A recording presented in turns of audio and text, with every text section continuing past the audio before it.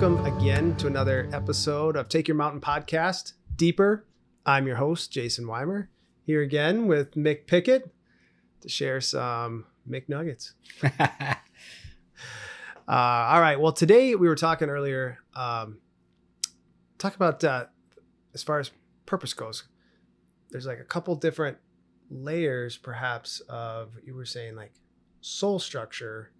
So maybe unpacking this construct that you'd learned recently and kind of assessing where we're at in this process. We've gone through a little bit of what some practical steps, what it looks like to live out purpose on a daily basis. But maybe as we talk about purpose, it's such a wide subject matter and means a lot of different things, different people. Maybe share a little bit about this construct with these different layers, and we can dive into more detail on that. All right. The one I always bring it back to first is, at least when I'm talking to other believers, is, do you want to become who God created you to be or not? Start there. Mm-hmm. If you don't, it's fine. Keep go living your life. I'll still love you and we'll stay friends or whatever. But if you do want to become who God created you to be, then what should we do? Yeah. So it's calling him into maturity. Yeah. It's like after salvation. Salvation is like in or out, made a decision for Christ. But then it's like, all right, do you want it all? Yeah. Yeah. You want all that comes with that, all that's available. And count the cost and like go through your process and discernment. And like, if you have come to the conclusion that you do want that, then we can take some steps. So what you were talking about, the basically defining 3 spots that you're at in your maturity. And assessing where you're at so you can move forward. Yeah. Wherever that is. And it's okay to be wherever. Exactly. And it's all just discovering the truth, coming out from behind the facade or the fig leaf or whatever, and just telling the truth before the Lord of like, here's where I'm at, or where am I at? Yeah. And the first rung is survival, and the middle rung is connection, and then the third rung is significance. Okay. So I've heard it described as the law of motivation. Sure. So I feel like humans are incentive-based beings where we're doing things it's like we want to build in some way. Well, we gotta have it's like a good what do you call it? Like what's a comedy called? What's the word of it? Comedy TV show? Sitcom. All right. Sorry. Like a good TV show or sitcom has a story arc. Mm-hmm. Like we like to know that we're moving forward. And so you got a clear beginning, middle, and end, like a narrative, a progression. Yeah, that's good. Yeah, that's really helpful. We're born into a story that's already going. Yeah. And it's kind of like, where am I at in the story? Or a lot of stuff has happened in my life now where am I at? And so this is a good orientation of saying, Lord, where am I? Am I in survival mode? Am I in connection mode, or am I in significance mode? If you don't know, you're probably in survival mode. Sure.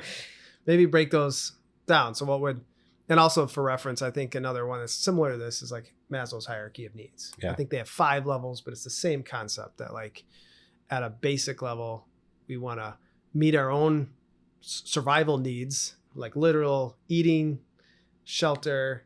Those are the basic levels.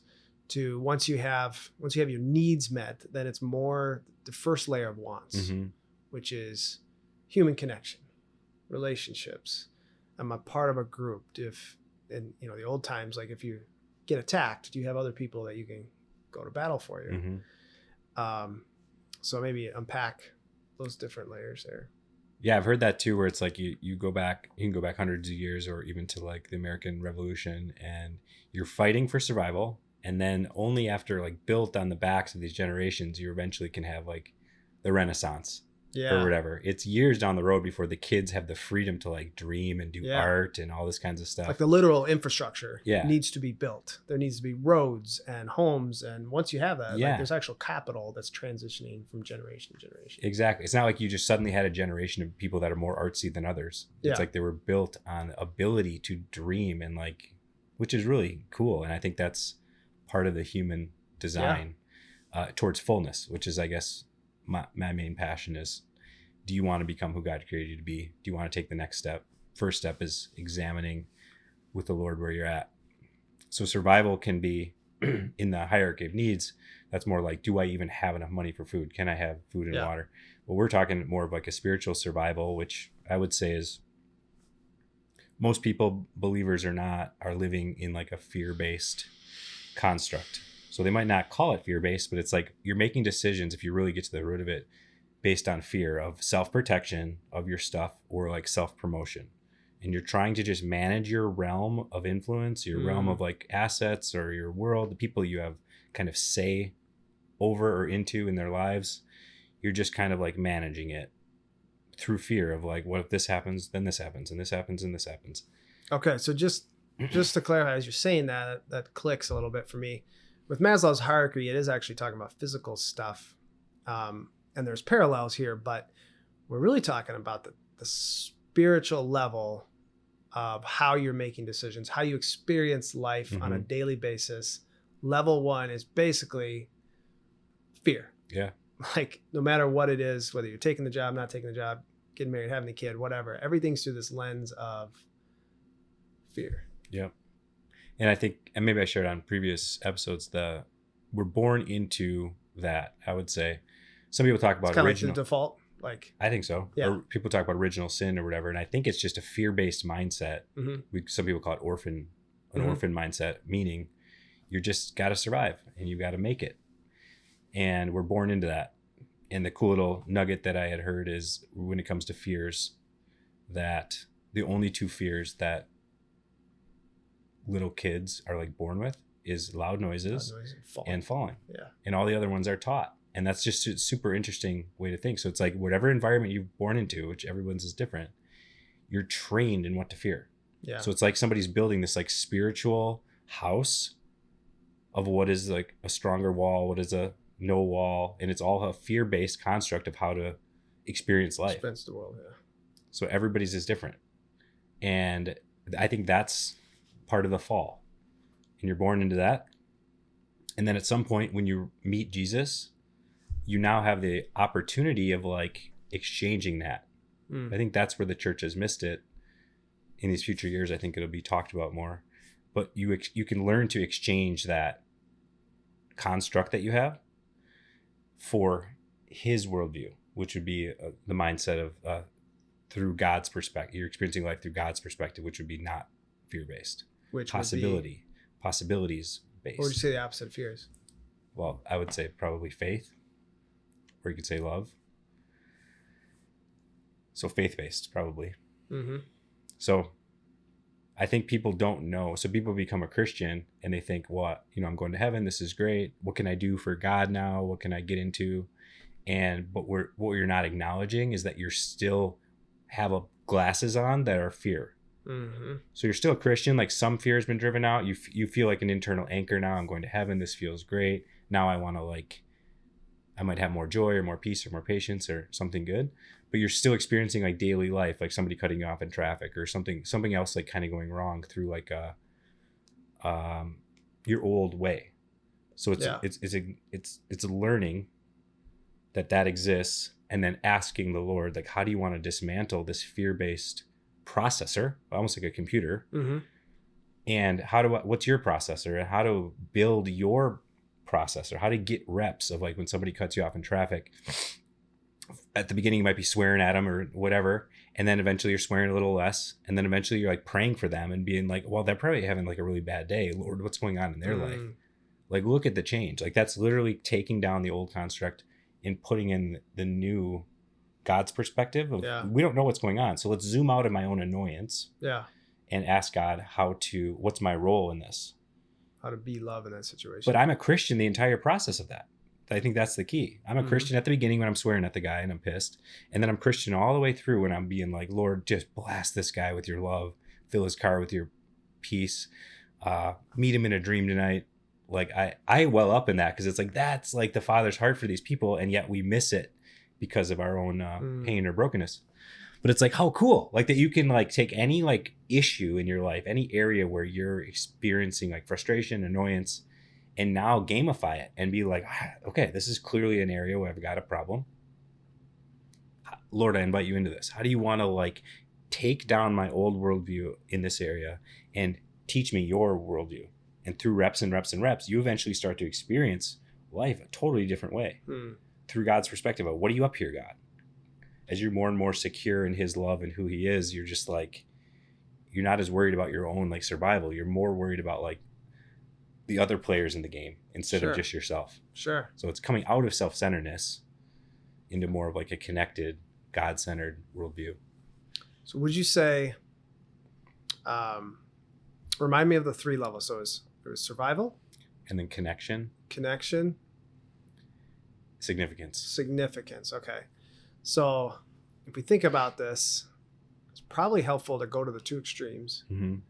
And then in between, obviously, is some variation of process. And it's a never-ending process because we're never fully into our significance. So it's infinite. But that's sanctification, really. Yeah. It's like, you talk about the 80-20, like 80-20, 80-20. Once you do that a bunch of times, you get 99 percentile of purity, of things like that. So on the one hand, you're talking about the fear mentality where everything, even though you're saved, headed to heaven, when it comes to very practical decisions you're making every day, like literally breathing in and out, you have an interaction with a person at the coffee shop, go to work, whatever, talk to your spouse, kids, you name it, that it's coming from this fear lens that you probably may or may not even realize is there because it's all you've ever known. Exactly. And maybe all you've ever been modeled. To the other extreme, which is a loving orientation, but having like that purity of love, agape love for the person and situation where you're allowed to literally extract yourself from how you're being impacted, better or worse, to look at the higher reality or what's God doing, how's he working in this scenario, to teach me and maybe help somebody else, but just have more of that eternal perspective, which requires faith and love and practice. And then obviously somewhere in between there is some version where you're learning maybe in one area how to exercise that faith and love, while other areas you're still getting around. Like God has process grace hold it all for all that. Yeah. One step at a time. Right. So how does somebody go, like, what would be, if you recognize, hey, what would be the first step? I know when I've achieved like higher levels of clarity or whatever, like I didn't even necessarily realize the difference until I felt the difference. So it was like, it's just all I ever knew. How do you, if you resonate from being in a fear-based mentality or something, how do you go practically from there to a higher level of thought process? Where do you see that process? Acknowledging it first. Okay. So that's why just like acknowledging it, Lord. Fear is what's holding me back. I want your perfect love to drive out fear. I don't know how that works. So what would be some examples or questions you could ask yourself? Like, obviously that's kind of the default, like we talked about. So it's very normal and human. Like we all kind of are subjected to that. But like, if someone's trying to be really honest and self-evaluation, what might be some questions you could ask yourself regarding fear? Yeah. Like, how would you know? Other than it's just kind of like the default, right? I think it's acknowledging it first, because I think whatever that psychological thing is, when you pull it out of your brain and you say it, you acknowledge it. You're like, Lord, help me see where I'm fearful. So I'm always trying to bring your connection, bolstering your connection with the Lord of like, help me see it. Yeah. And when you acknowledge, now you're leaning forward. So now you're experiencing life, living your normal life, but because you've acknowledged it and said it out loud, it's become like something you're kind of looking for. You're kind of, I say like, you're kind of leaning forward. Yeah. You're looking for him to make a connection, which makes it easier to see. And then you'll start to see, oh, wow, why did I just like grab my 2-year-old off of that little rock? Why am I so scared of that? What am I actually scared? Am I actually worried about their knees getting scraped up? Or am I worried about my own margin, not wanting to go to the hospital and be annoyed by like a time? And so it's just like, acknowledging it leads to seeing it, which leads to like examining it and so you're just digging down to the root of like, what is actually the issue here? And most of the time it's fear or trying to protect your own stuff. Sure. So cool. What would be like an example, like in between, or maybe even some stories from your whole life, how you've gone from these different levels, experienced different levels of life through that process? The cool thing about God, the word that comes to mind a lot is revolution. It's the second time it's even come to mind in this conversation. It's like this, like a cycle. Yeah. So it's not just like you're always in survival mode and then you're suddenly in connection mode and then you're suddenly in significance mode. The Lord is like peppering in victory and challenges and training as you increase. So it's like you'll have breakthroughs in survival and suddenly you're tapping into connection and significance in a certain spot. Like you're farther along in maturity in a certain part of that. And which reminds me of practice. Yeah. Of really anything, any sport, play the violin. I'm not very musical. Yeah. But you show up the first time, you kind of suck. Yeah. You show up the second time, you still really suck. Yeah. But you're going through these cycles, the cycle of practice or the cycle of the week or whatever. And, but you should start to see and feel some difference. And if you do it long enough, like you end up, no matter whether you're talented or not, you're going to end up with some skills. Yeah. So reps are the huge thing. Even like a wide receiver, you might be the fastest guy and good at catching. So you're full sprint, you're awesome on that route. But like, are you good at cutting? And it's like, you're still valuable to the game for some certain reasons. But then as you get more reps in certain areas, you become more and more of an asset, more and more valuable to the situation. Yeah. So simple. So reps is the key to all of it. So that was Survivor for the most part. And then connection is starting to be like a connection with God, I would say, is the key connection, which is once you start to get your head above water about survival mode, when you start to invite him in to drive out these fears, he'll show up in ways that you can't imagine. Where you're like, I saw you there, you saw me there, wow, you're more real than I thought. And so a connection is being established, even though you're still like, your head's barely above water. He's establishing a connection until eventually it's almost like quicksand. You're able to like pull yourself out, get onto the solid ground, and you're like, oh wow, I didn't realize how much I was in survival mode. Now what? Okay, it's just me and you now, God. I'm not like fighting for my life anymore like I was. This is a new reality. And it's you're asking about connections. Like, what is this? What are you really like? Like you view the Father as a grump up in heaven. You might view Jesus as this like 15th century, very white-skinned, gentle, meek wimp. You might view the Holy Spirit as, who knows what you view the Holy Spirit as. And once you're out of survival mode, you can start to get relational with God about what do you like? And then at the same time, as you're doing that, you can ask him, what do you think about me? As you're getting into the word and you're inviting these, if you're starting to have relational questions that there is no time for in survival mode. You're not caring about relationships as much because it's like that can't have made your priority list. So the relationship questions are super cool because you're in this place of peace. You're not so tangled in all the fear that there's room for relationship questions. And then it's like you can breathe and you can build the relationship with God in a way that you couldn't before. Yeah.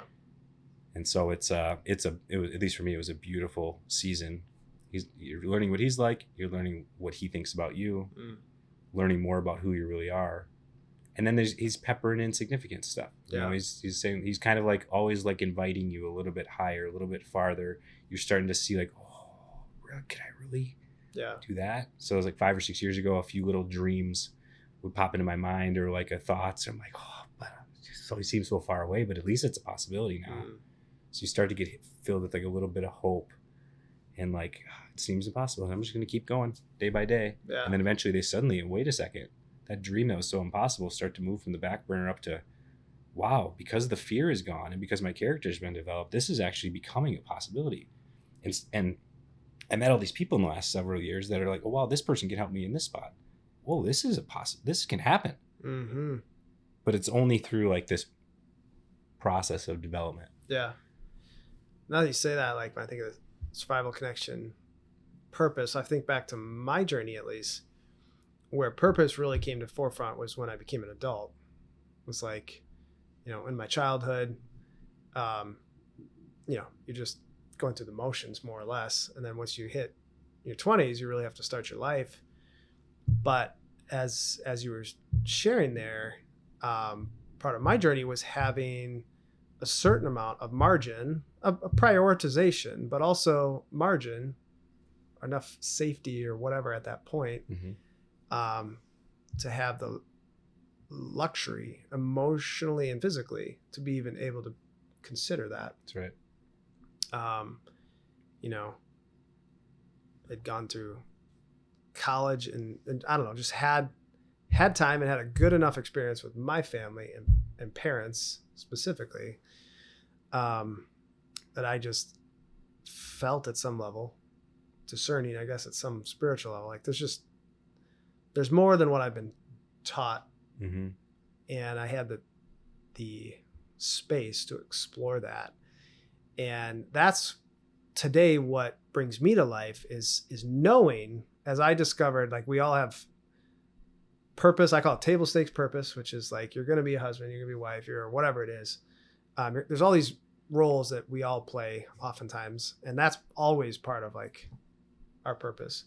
But then there's the uniqueness. That's what I kind of get excited about, is like, who are you completely different from anybody else on earth?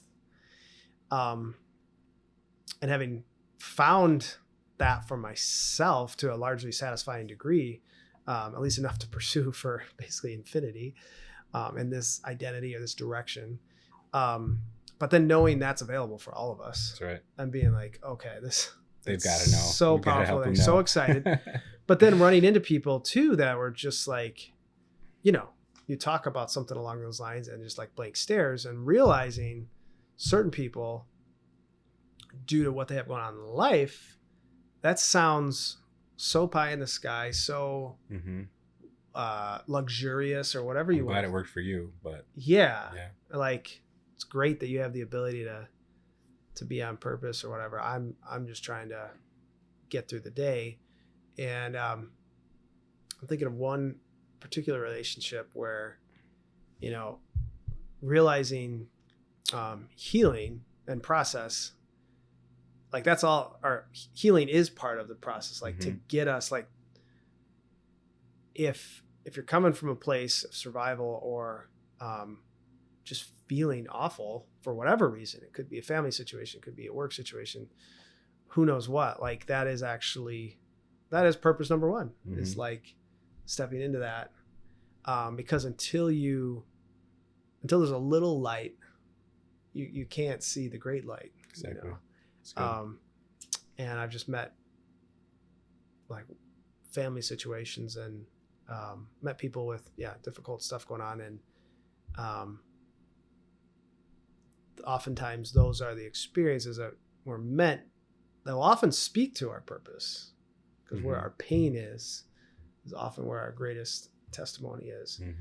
And in kind of God's providence, it's kind of all, it's this tangled web where you have a unique contribution to make, while also not being able to see it at any given time is very normal human experience, because God's a God of process and he's taking us places.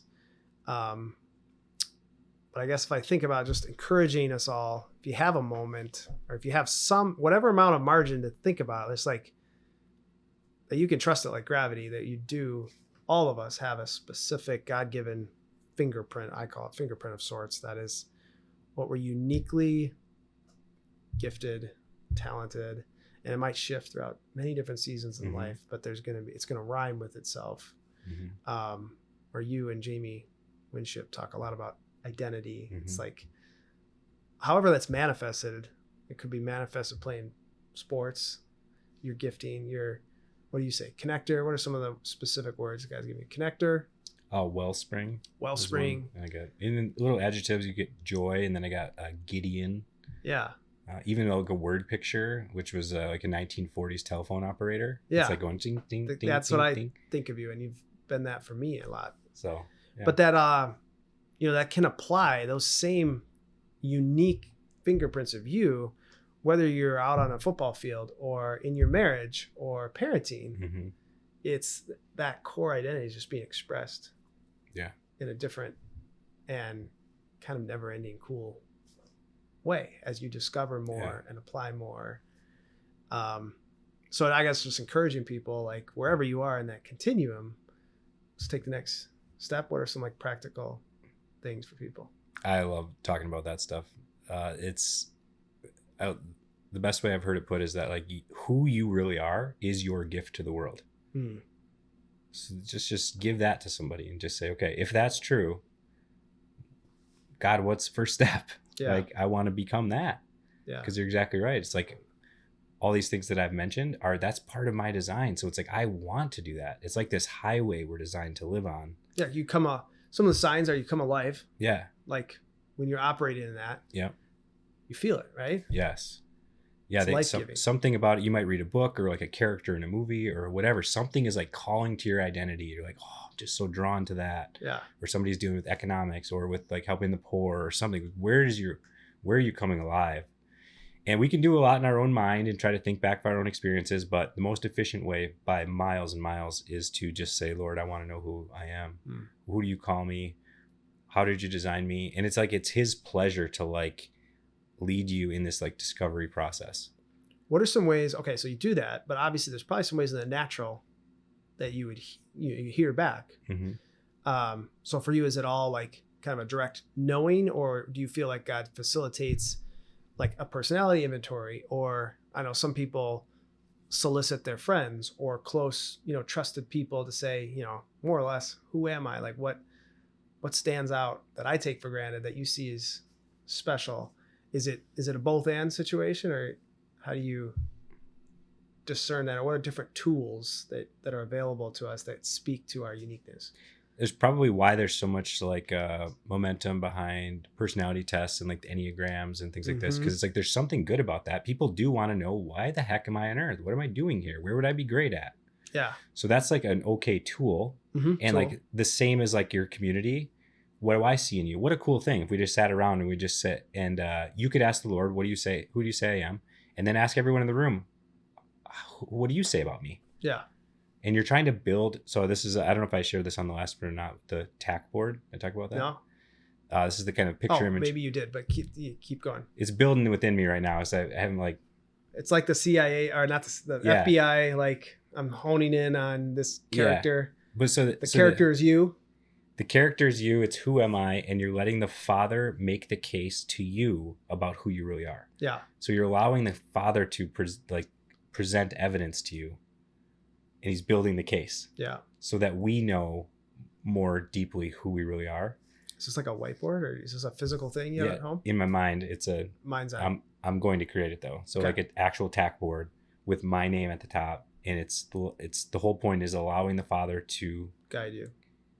Build a case about who I really am. Because he already knows who I really am. He's treating me, he's talking to me in my true identity. Yeah. It's me that doesn't know. Yeah. So that would be I would say the most efficient thing anybody can do is start that conversation with God. Yeah. What do you really like and who am I?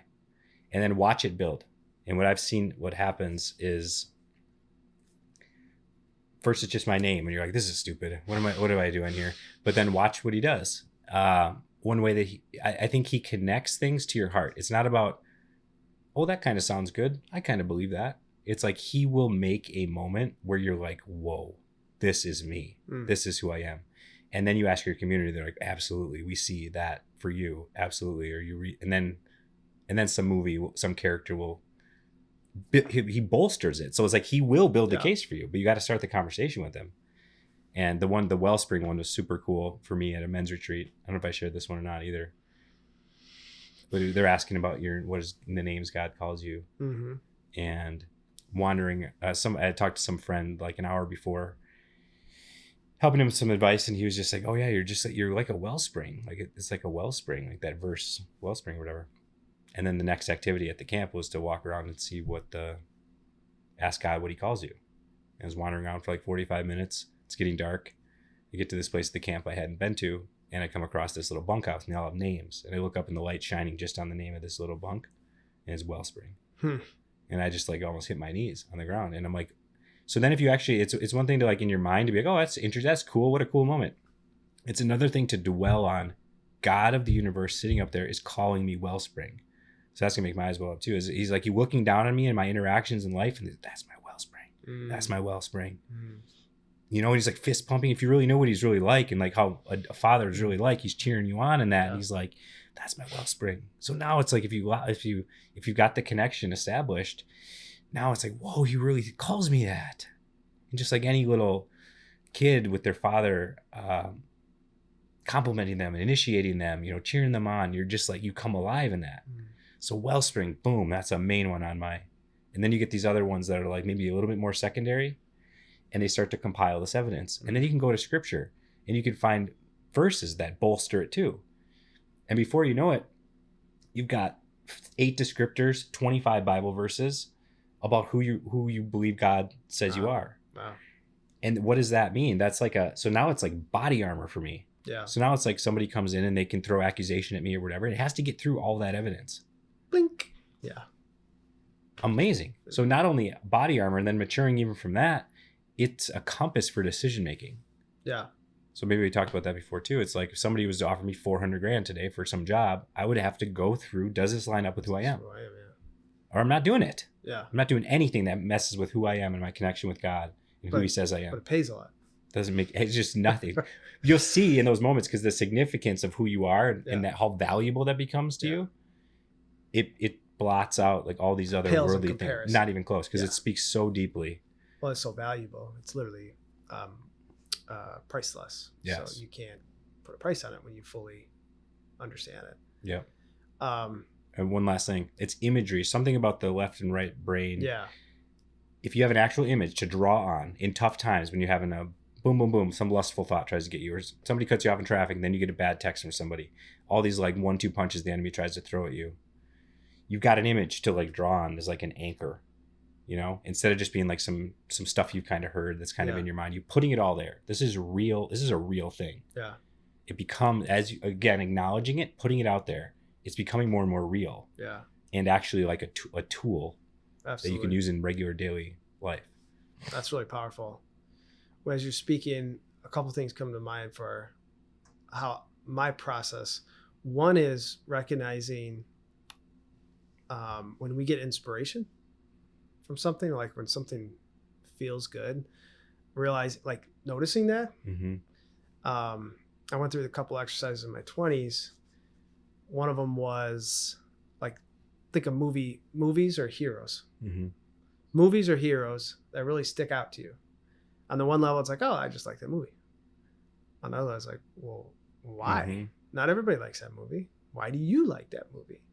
And if you kind of like put not only the movies, but then even the characters that you admire the most, mm-hmm. it's like, well, why do you admire them? Oftentimes I've found that if you start to piece those things together, it's actually a mirror. That's good. Of what's, and it took me a long time to realize that was the case, because it almost sounds too good to be true, because Mm-hmm. this is the person you admire, right? And it's like, well, it's them, not me. I mean, but it's actually, it's speaking to your calling, Mm-hmm. calling you forward, calling you out. So I found that's a practical. Movies, stories, just like write it down. Yeah. What you're doing, like write it down as a word picture. What inspires you? And then you start to see this mosaic, kind of either words or verses, or it is really at its best like a right brain thing, where like remove as much criticism as possible, mm-hmm. and just go a direction and see what comes out. Record it, and do it over and over and again, and it'll like get darker and darker and darker over the heat spot, right? Mm-hmm. Like, oh, that was one day, that really was some random thought, but man, every time I do this type of exercise, I end up in this vicinity. Maybe this has something to do with what, you know? Another one that comes to mind, I kind of along those lines of who you admire. I just thought of all the people, like leaders or whatever, that I created a pictogram of in my case, it's like a bunch of turn of the century business leaders and stuff. And it's kind of interesting if you go person by person, there was things I admired about them, though it wasn't everything. Mm-hmm. Because we're all human. So there's parts that's like, wow, I really respect. Well, what did you actually respect about this person? Mm-hmm. Well, it was this, this, and this. What did you not respect about it? Well, actually they, committed suicide at the end of their life because they had no meaning. Yeah. That was the part of them that I didn't like. In that case, it was actually a stock market trader guy.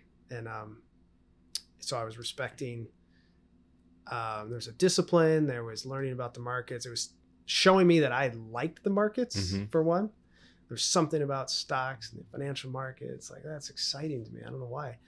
But actually an anti message was kind of reminding me of Ecclesiastes, meaningless, all is meaningless.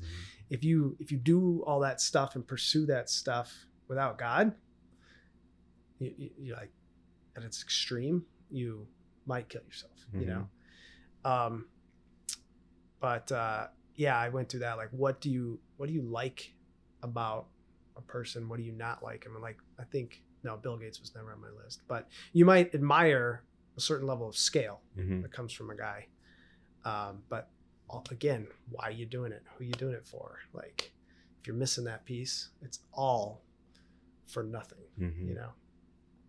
so those are some of I'm trying to think, the personality inventories I also found valuable. But again, like there's information for knowledge's sake. Then as much as you can consciously ask the Holy Spirit, like he'll bring things out of it that you just wouldn't have got. And then learning to trust that intuition, like trust, because it's so easy to be like, wow, that's kind of coincidental. The older I've gotten, the more I'm like, I just take it and run with it, especially if you pray those prayers, because there's obviously deceiving spirits and things like that. But if you're earnestly, honestly seeking, like God knows that, and He's not going to give you a stone. He doesn't give you something, but just like trusting it quicker, I think has been bigger for me, because the longer you're around God, the more you realize how good. But just like you said, there's that verse. What does he say? Oh, it's a good father. Oh, if you ask him for bread, he's not going to give you a stone. Yeah. And it's really true. But just like anybody you're just getting to know, it takes relational equity and time and like shared experience. Cycles. How much can I trust this person? Yeah. You can't trust them anymore without shared experience. Yeah. So it does happen over time. Yeah. And realizing, the enemy's always there trying to create scar tissue from whatever dysfunctional form and get in between that whole conversation, create a bad narrative. And I don't know how in every specific situation, I just know through my experience, it's been life-giving after life-giving after life-giving. Not that it was easy per se on any given trust cycle. That's good. That's good. Well, what's the main takeaway we want the audience on the subject? Well, just in light of recent events with the Trump assassination attempt, if you bring that into like what we're talking about here with these 3 levels of worldview,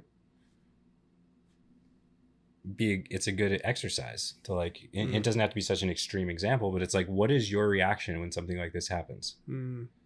A survival attitude sometimes is like, you dig in, you start getting critical. You're like, all right, what are we going to do? We got to shore up our home. We got to change our locks, or we got to reach out to people and tell them how their views are wrong, or they got to do this and that. And you got to like hulk up, and you got to you're becoming like militant in your like survivorness. Yep. And this is a great application actually. So that's one way where a lot of believers, a lot of like, it's conservatives or Democrats, like, you're experiencing it somehow, no matter what. Yeah.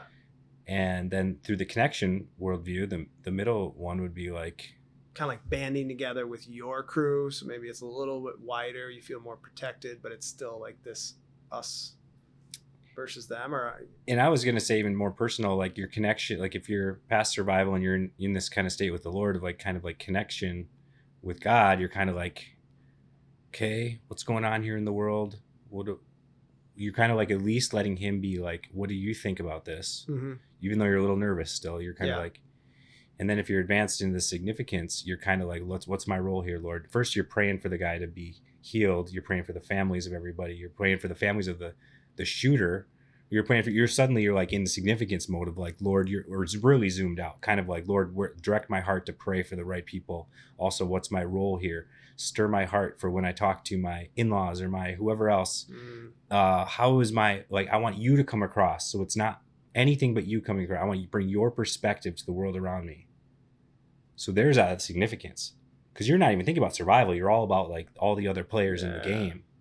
So how cool to see the different ways to experience the same event.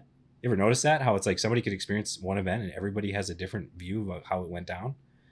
It's all, as you said, another way to really simplistically think about it is, as you were going up the scale, you went from thinking about yourself and only yourself to, someone else might be involved, some here, to almost thinking about everyone, thinking about humanity, thinking about God's plan and what's my place in it, and kind of the freedom in that security where there's enough trusting God collectively that whatever's going on, he's there with you. Amen. And that you can take that perspective. That's the cool thing about Christianity. A lot of people are like, well, I could believe any religion. Why Christianity? It's like, well, Christianity is self-emptying, others first. And it's like you find a lot more significance in that, a lot more freedom in that, when it isn't all about you. And you learn how to let it be about others. It's actually like the most efficient, most fulfilling, most purpose-filled way to live. Yeah. Because you're just increasing measures of freedom. What a helpful, in this day and age of social media and the ease to communicate so quickly and easily. What a great way to think about how to go about that. Either don't do it at all, take it back, or what's your question there? Lord, how do you want me to show up? How do you want to be reflected in the world today through me? How do you want to be best representative? Yeah. Because if you're just trying to self-protect and like, how do I shore up this relationship? How do I say the right thing to this person? Yeah. You're always in this like self-protection of your own sphere. Yeah. What do you have, a little cue card every time you make a post? You read it to yourself, or is it just self-reminding? I think it just comes out of start to practice the increasing maturity. I guess it just comes out of that. Yeah. And you still have moments of like, oh yeah, should I change the lock? Should I do these practical things? Like, should there be changes in my life? But then you kind of look into it and you're like, why am I doing this? Oh, is God aware of would God have let me know if my kids were in danger? Yeah. Or wouldn't he have? Yeah. So you can kind of sense there's like, oh, there's actually a little bit more fear here for my kids' safety than the Lord's probably inviting in for me. So I'm probably, and that's what's happened to me personally as I've become a father and the world's getting a little bit more intense. I feel pretty good on my own, out and about in the world. But when it comes to my kids' safety, I've got more fear than I should have. Sure. And I know that. And so I've consecrated to the Lord. I'm like, show me data, give me moments to stretch, to like let them. When's healthy, when's not. So I'm like in the middle of that for myself, for like, I want to walk in freedom and understand that God has my kids. And that if there's like a risk for me to take, or some store for us not to go into, or some like school not to enroll in, or like something that he actually cares and is involved, and he'll let me know. Nudge you. Yeah. But I want to walk in freedom instead of like freedom in myself, but like kind of like holding my kids, because I don't know if he can take care of them. Totally. I know he can take care of me. He's proven that to me, but my kids too. Yeah. And so a great releasing thing to other area. And it's a great question to ask God. It's like, what am I holding on to too tightly? And what am I not holding on tight enough? It's a great question for him. Yeah. So would you say the net, emotional harvest, I guess, from that thought process, in light of even the events this weekend, what would you say as you emotionally, how do you feel coming out of this weekend personally? Like, how do you feel? What's the fruit? About the events? Yeah. Just what's my take on it? Yeah. Like in one word, what would you say just for a go forward, how you feel about things? Hope. That's what I thought you would say. Yeah. It's hope.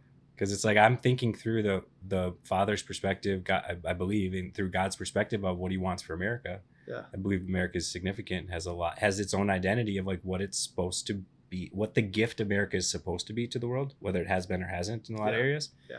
It does have an identity. Just I think like a lot of countries have an identity of the way that they're supposed to be helping the world.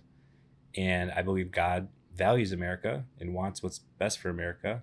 So I'm looking at this situation. I'm saying, well, I don't just want Trump, like if he wins the election, I don't just want him in there like he has been in the past. The same old stuff, 4 more years of that might be beneficial for a lot of things in America. And have some wins here or there. Yeah. But I mean, you could take a moment like this and be like, Lord, get him, whether it's a near-death experience or like a vision or a dream. It's like, let your kindness lead him to repentance or a deeper level of humility. Maturity. Or some maturity level of something of like, let's let the bad guys not be the other effective political people. This is, it's you're either for God or you're against God. And it's like, let's just get unified with the Lord. And so I'm believing and hope filled that this time for Trump, that he's going to come out of this with a deeper level of humility will be my main thing. And that'll be very unifying, for the country, which is what we need. I know my mom would appreciate that. As many would. Well, I think that's a great place to finish today. Okay. Good job. Anything else to add? No. Hope though. Hope. Yeah, significant out of this thing. If you want to get like motivated, self-motivation. That's the fruit of all this that we're talking about. And now you go to Walgreens, you go to whatever store you're going to, wherever you're living your life, and now you're light. I feel like I'm just lit up with light because I'm filled with hope. Because so it's like it's tangible. This process is really like how we're designed to live, resting in who God really is, experiencing life through who God really is and what he really says about me. Yep. That's possible for everybody. Applied to every single day. You can start right this second, no matter what you're doing. Big things and little things. Yeah. What do you want to work on my heart or my mind next? Cool.